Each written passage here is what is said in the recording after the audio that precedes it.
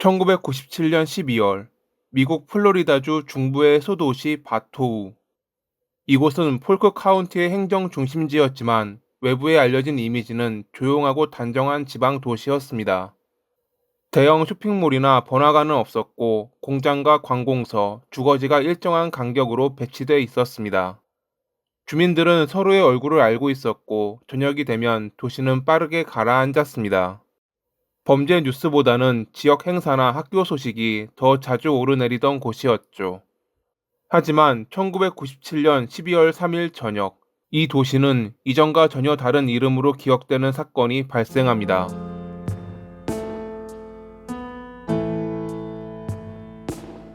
이리 매뉴팩처링 공장은 오후 5시를 전후로 대부분의 근무가 종료됐습니다.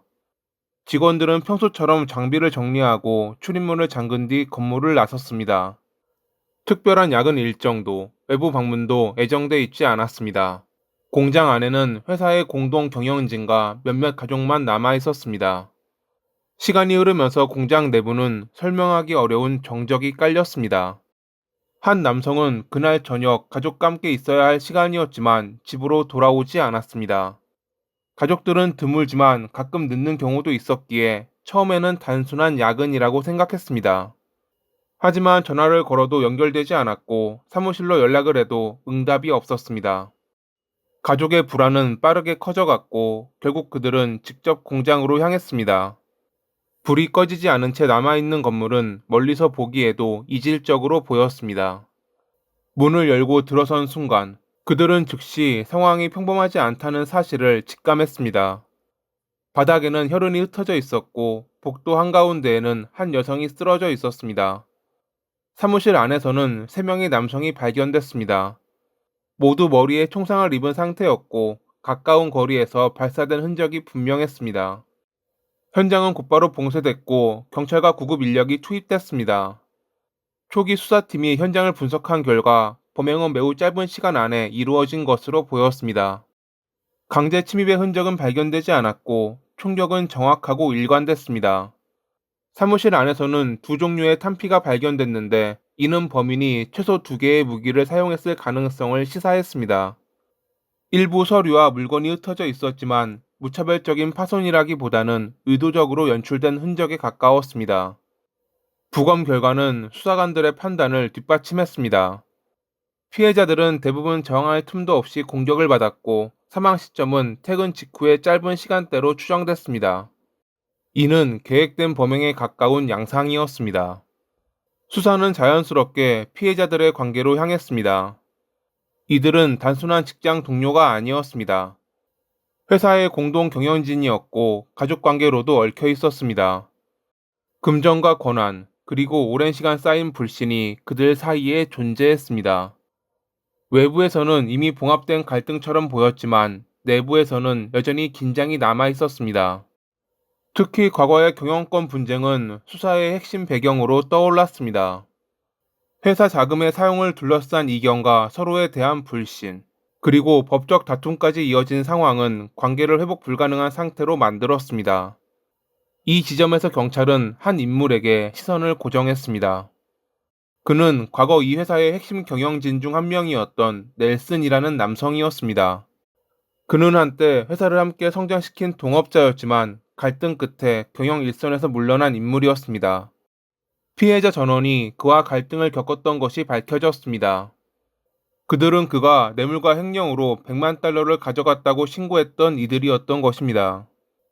횡령이 법적으로 입증되거나 기소된 적은 없지만 결국 그는 자리에서 물러나야 했습니다. 사건 직후 피해자 가족들 역시 즉각 넬슨을 의심했습니다. 금전 문제와 과거의 위협적 발언들이 그 이유로 제시됐습니다. 그러나 그에게는 명확해 보이는 알리바이가 있었습니다. 사건이 발생한 시각, 그는 플로리다주가 아닌 다른 주의 호텔에 머물고 있었다고 주장했습니다. 호텔 보안 카메라 영상, 영수증, 일부 목격 진술은 이를 뒷받침하는 듯 보였습니다. 이 알리바이는 쉽게 무너지지 않았지만 여전히 수사는 그를 중심으로 이어졌습니다. 경찰은 알리바이의 공백에 주목했습니다. 특정 시간대 동안 그의 행적을 완전히 설명해줄 직접 증거가 없다는 점이 문제로 떠올랐습니다. 항공 기록과 차량 대여 기록, 통화 내역이 다시 검토됐고 이 과정에서 설명되지 않는 이동 가능성이 제기됐습니다. 결정적인 전환점은 공항 주차권이었습니다. 사건 당일 날짜가 찍힌 주차권에서 그의 지문이 발견된 것입니다. 이는 그가 주장한 위치와 다른 장소에 있었을 가능성을 암시했습니다. 그리고 이를 빌미로 검찰은 그를 살인죄로 기소했죠. 검찰은 복잡한 이동 경로를 하나의 이야기로 엮었습니다. 가명을 사용한 비행기 탑승, 공항에서 공장으로 이동, 그리고 제한된 시간 안에 이루어진 범행이라는 시나리오였습니다. 시나리오는 물리적으로 극단적인 가정에 기반하고 있었지만 간접 증거들이 서로 맞물리며 설득력을 얻는 듯 보였습니다. 검찰 측이 주장한 사건 당일 타임라인은 다음과 같습니다. 오후 12시 21분, 넬슨이 애틀랜타 라 퀸타 호텔의 감시 카메라에 포착됨. 1시 36분, 넬슨이 아들의 이름인 후안을 도용해 올랜도행 델타 항공 1807편에 탑승한 것으로 추정됨. 3시 5분, 델타 항공 1807편이 올랜도에 착륙함. 3시 49분, 넬슨의 지문이 찍힌 올랜도 국제공항 주차장 티켓이 발권됨. 5시에서 5시 20분, 피해자들의 퇴근 기록이 남겨짐. 7시 28분, 넬슨이 사용한 가명으로 추정되는 존 화이트라는 이름의 승객이 템파 국제공항에서 체크인함. 7시 34분, 공장에서 살해된 피해자들이 발견됐다는 911 신고가 접수됨. 8시 20분, 넬슨이 탄 것으로 추정되는 항공편이 템파를 떠나 애틀랜타로 향함. 9시 49분, 항공편이 애틀랜타에 도착함. 10시 17분, 넬슨이 애틀랜타 라 퀸타 호텔의 감시 카메라에 포착됨. 변호 측은 이 시나리오의 현실성을 집중적으로 공격했습니다. 교통 상황과 이동 시간, 공항의 구조를 고려할 때 성립하기 어렵다는 점을 강조했습니다.